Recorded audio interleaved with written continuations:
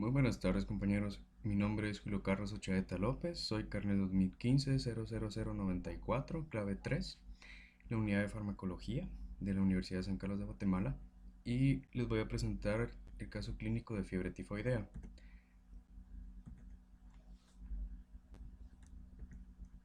La presentación del caso es la siguiente. Paciente masculino de 6 años de edad, de Maule, Chile, consulta por fiebre de 41 grados de 2 semanas de evolución, asociado a dolor abdominal, cefalea, deposiciones fétidas con sangre, progreso con astenia, anorexia, náuseas y vómitos.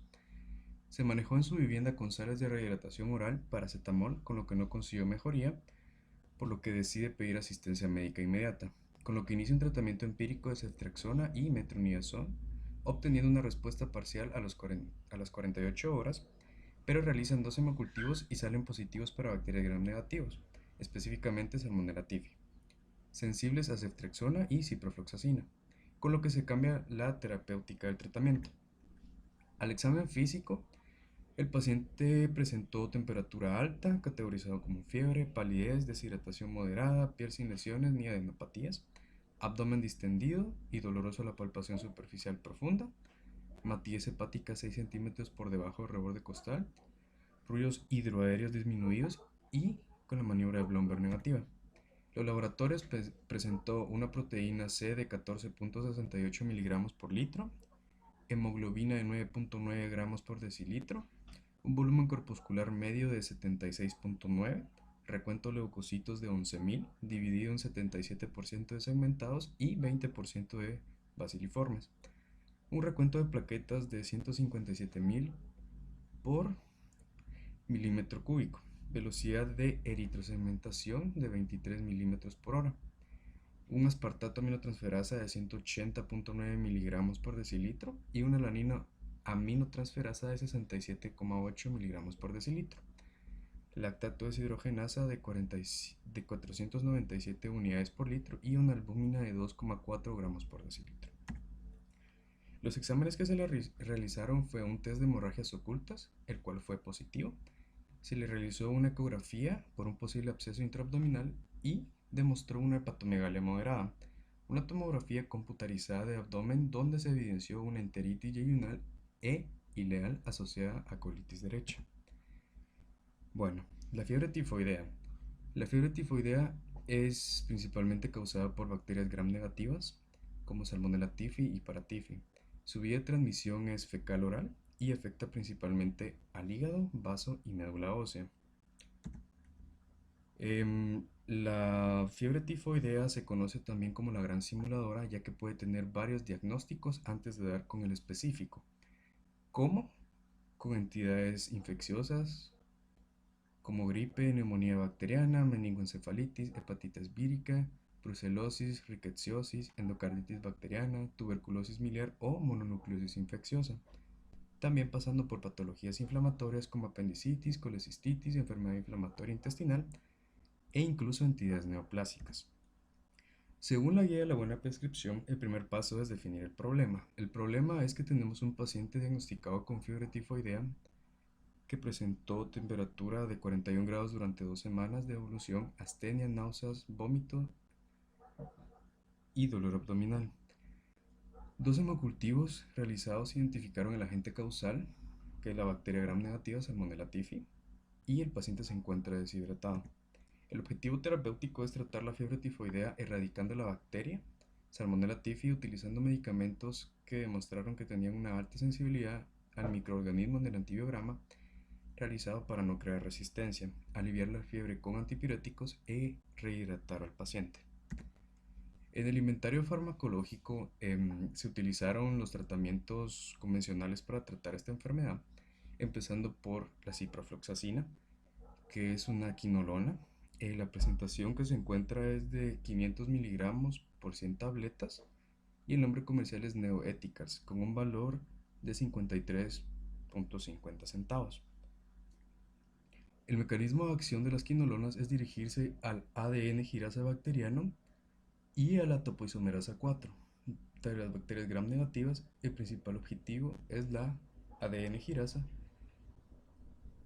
que ésta introduce superhélices negativas en el ADN para combatir el superenrollamiento positivo excesivo que puede ocurrir durante la replicación del ADN. La ciprofloxacina en específico inhibe el superenrollamiento del ADN mediado por la girasa en concentraciones que se correlacionan bien con las necesarias para inhibir el crecimiento bacteriano. Esta se puede administrar por vía oral e intravenosa. Por vía oral se absorbe rápidamente por el tracto digestivo, experimentando un mínimo metabolismo de primer paso, alcanzando niveles máximos de 1 a 3 horas. 50% de la dosis es excretada por vía renal como fármaco sin ser alterado. En los pacientes con función renal normal, la semivida de eliminación es de 3 a 5 horas, pero puede aumentar a 12 horas en pacientes con insuficiencia renal. La excreción fecal es alrededor del 20-40% de la dosis. En los efectos secundarios podemos encontrar que presenta cefaleas leves, mareos, atralgias, prolongación del intervalo QT y arritmias.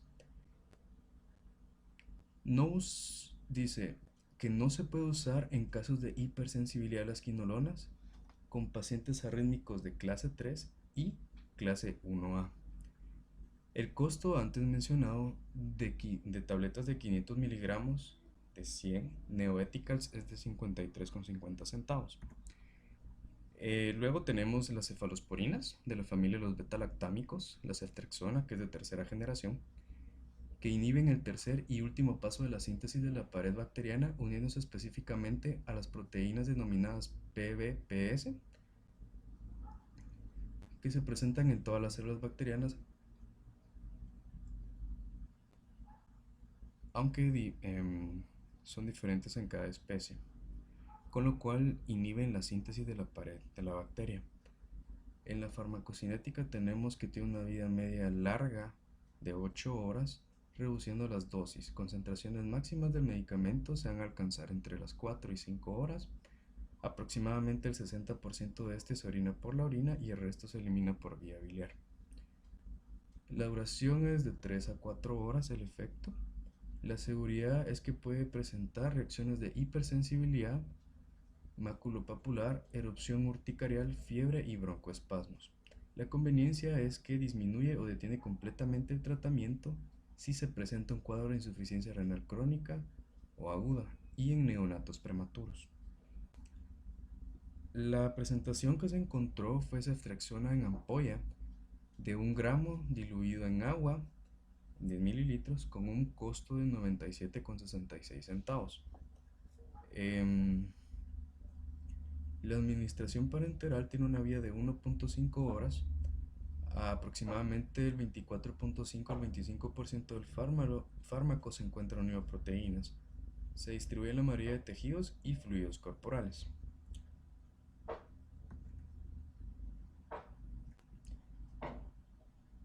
Y también tenemos la cefotaxima, que es una cefalosporina de tercera generación, al igual que la ceftriaxona, y su nombre comercial es ceftablol, y tiene el mismo mecanismo de acción.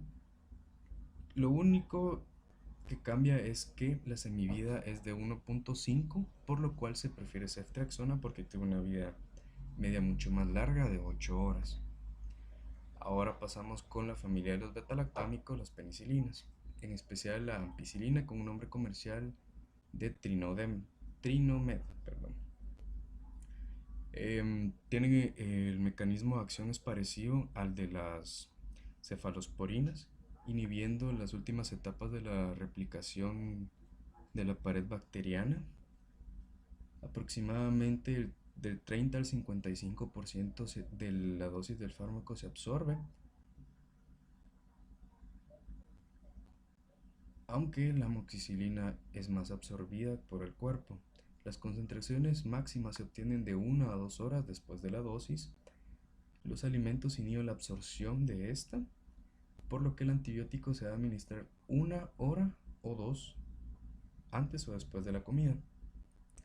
La ampicilina se une alrededor del 14 al 20% a proteínas. El efecto de duración es de 1 a 2 horas. Normalmente se presentan reacciones de hipersensibilidad como urticaria, inflamación maculopapular, reacciones de hipersensibilidad y eritemas. No se debe usar en infecciones virales, en el embarazo y pacientes que presenten sensibilidad a las penicilinas. El costo de la ampicilina con su nombre comercial de Trinomed de 250 miligramos por 600 mililitros fue de 32,50 centavos. El metronidazol es familia de los nitroimidazoles. Su mecanismo de acción es que tiene acciones amebicidas, bactericidas y tricomonicidas. Actúa sobre las proteínas que transportan electrones en la cadena respiratoria de las bacterias anaerobias, mientras que en otros microorganismos se introduce en las cadenas de ADN inhibiendo la síntesis de los ácidos nucleicos. Tenemos presentación oral e intravenosa, tópica y por vía intravaginal. La absorción es muy buena con una biodisponibilidad de al menos el 90%. El metabolito más importante es el 2-hidroximetilmetronidazol, que tiene una cierta actividad bactericida, antiprotozoaria, y la mayor parte del metronidazol se elimina por la orina, teniendo en cuenta del 60-80% de la dosis, mientras que la eliminación en las heces va del 6 al 15%. La semivía es aproximadamente de 8 horas. Puede presentar edemas, disfunción hepática asociado a convulsiones, neuropatías periféricas durante tratamientos muy prolongados. No se utiliza en personas que presenten hipersensibilidad al fármaco, hepatopatías, cardiopatías, ancianos y pacientes con epilepsia. El costo del metronidazol, con su nombre comercial que es Washington, de 100 tabletas fue de 43 quetzales.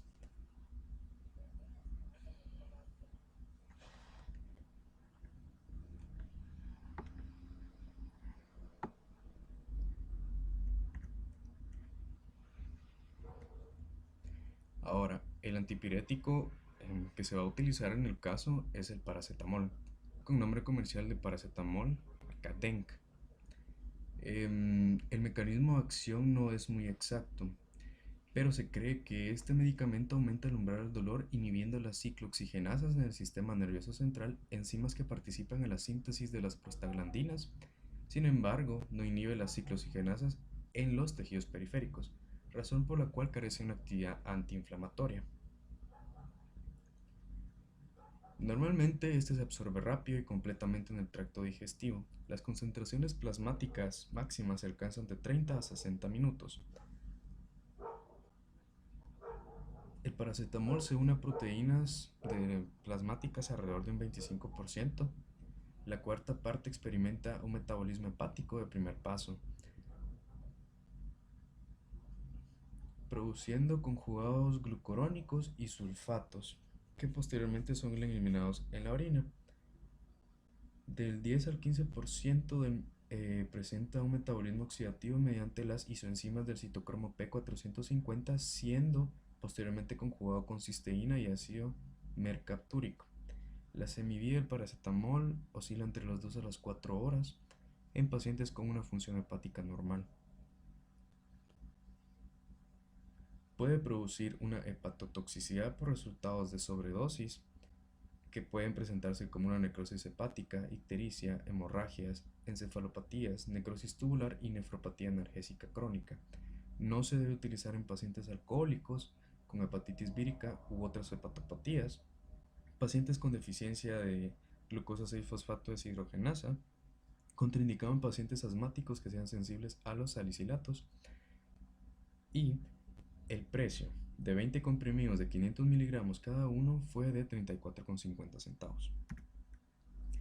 Ahora, la receta que se eligió para darle al paciente fue en base al antibiograma presentado anteriormente en el caso clínico, con lo cual se le administró ceftriaxona por vía intravenosa 1 gramo al día dividido en 2 dosis de 500 miligramos diluidas en 10 mililitros de solución fisiológica cada 12 horas, durante un periodo de tiempo de 7 días.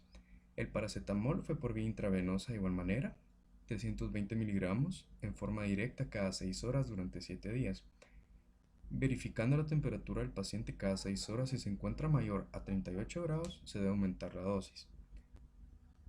Porque el paciente presentaba una deshidratación moderada, se le administraron sales de rehidratación oral de 1100 mililitros en las primeras 4 horas, utilizando el plan B para pacientes pediátricos con deshidratación, que es administrar de 50 a 100 mililitros de solución de sales de rehidratación oral en las primeras 4 horas, con lo cual aquí por la gravedad que presentó el paciente se le administraron 75 mililitros en las 4 horas, dando un total de 110 mililitros, ya que el peso del paciente era de 20 kilogramos. Si el paciente presenta sarpullido, ictericia, náuseas o vómitos, reacciones de hipersensibilidad, comunicarse al número del doctor asignado, que es el 55 54 95 43. Ahora, en la selección de tratamiento P, los fármacos que se utilizaron en la receta fueron escogidos con base a la seguridad, conveniencia, eficacia y eficiencia.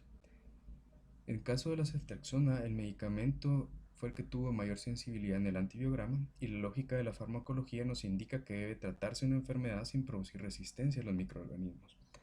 El paracetamol fue seleccionado como el antipirético adecuado para tratar al paciente, y el plan que se utilizó para rehidratar al paciente fue el B, ya que no se encontraba una condición muy grave, por lo que decidió darle el tratamiento oral. Muchas gracias por su atención.